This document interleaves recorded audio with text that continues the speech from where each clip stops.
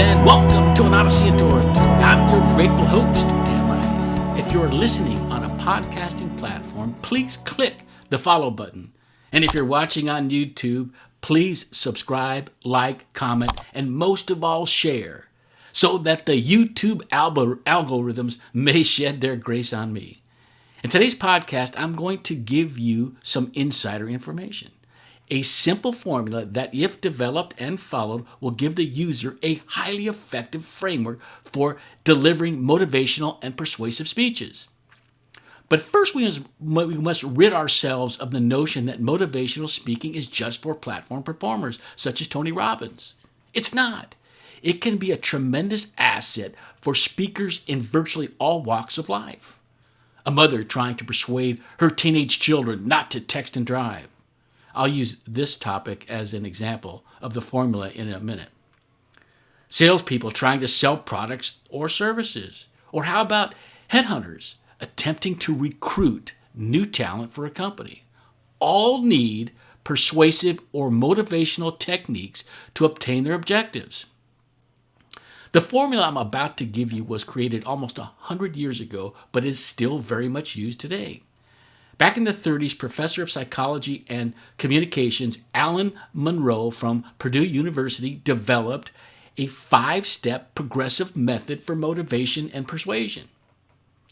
In current times, you are constantly on the receiving end of this formula, most likely without even realizing it.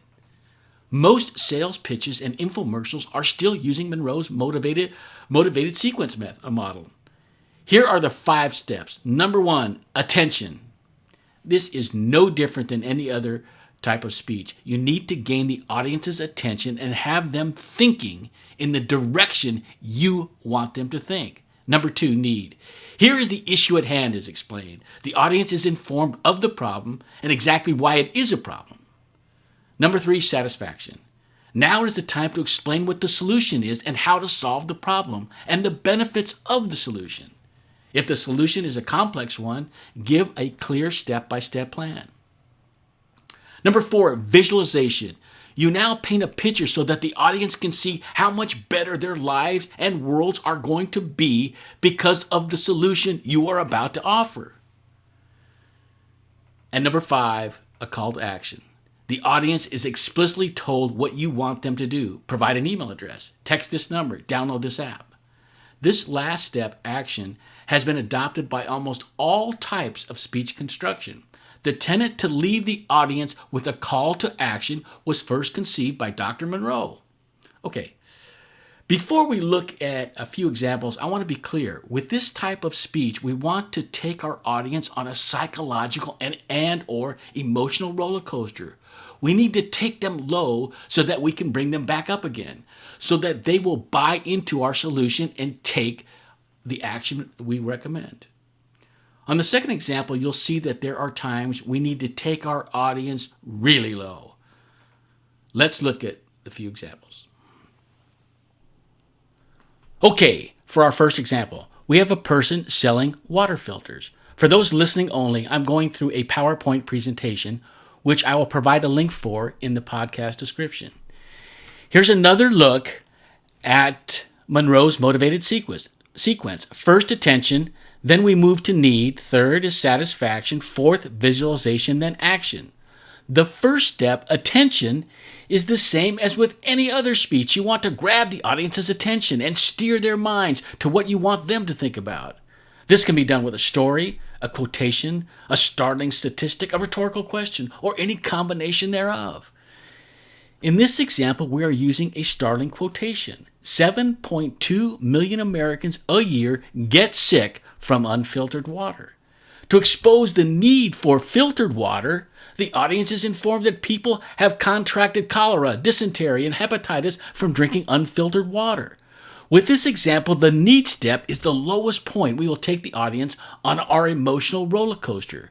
When we move to satisfaction, here we explain all the positive benefits that one can expect if they embrace the solutions being offered. Better nutrient absorption, weight loss, and an improved complexion. We accomplish this, as we do with all other stages, through stories, vignettes, quotations, and statistics, or some combination of these. After satisfaction, we move to visualization. Here we create images in the mind of the audience of supremely healthy people who drink filtered water. Then we make our call to action. Click here for a discount on your new water filter. Now, when preparing Monroe's motivated sequence, we want to work backwards. When we finally make our call to action, the 4 preceding steps need to have been so powerful that we, the speakers, are 99% sure that at least a portion of the audience will take the action recommended. The speaker's conviction is the secret ingredient that convinces the audience to take that action. Moving to our next example. The premise here is that a mother is speaking to her teenage child or children or a group of children about the dangers of texting and driving. Same formula. We want to grab and steer the attention of the audience. In this example, we are using startling statistics again.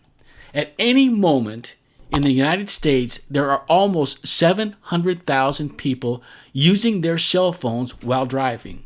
A person is 20 times more likely to crash while texting than if they were not texting. 20 times.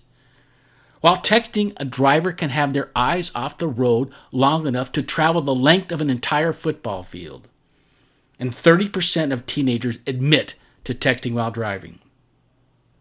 Now that we have their attention, we move to the need stage. Obviously, with our attention grabber, we establish the need for teenagers to desist and desist from texting and driving. Through stories and the like, we demonstrate some of the dire consequences that result from texting while driving. Car crashes kill or severely injure people all the time. Best friends sitting in the passenger seat have been killed. Teenagers have gone to jail as a result of texting while driving.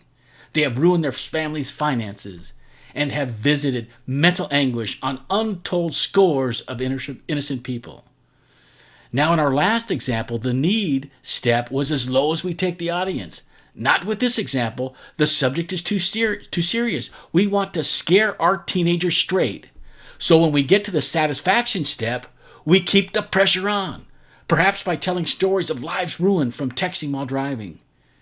With visualization, we keep descending. We create pictures in the minds of our teenagers of all the havoc they can wreak in the lives of so many other people, not to mention their own mental health by texting and driving. And in our last step, we rescue them. We let them know it doesn't have to be this way. We ask them to take action, not to text and drive. Maybe we even ask them to write and sign a commitment that they will stay off the damn phone while driving. Those were 2 typical examples of the Monroe motivated sequence. Step 2, need, is probably the most important step. The need must be firmly established in the audience's mind. It must be realistic, honest, and pressing. It must call for a solution. And the speaker is there to offer the solution. Now, this speaking method is like neuro-linguistic programming in that it calls for a high degree of integrity. Among us, there are many skilled but unscrupulous orators who have used this method to gain advantage over other people. Think of the world of infomercials. Kevin Trudeau has made hundreds of millions of dollars selling dubious products using this method. And today, he's in jail. Speaking of today, in my part, that's all there is. If the Spirit so moves you, and you are listening, I humbly plea that you follow me on your podcast hosting site, or if watching on YouTube, please subscribe, like, follow, and most of all, share. This is Dan Riley taking you on an Odyssey into Oratory. Until next time, throw off the boat, sail away from the sail, catch the trade wind in your sails. We're on the move now.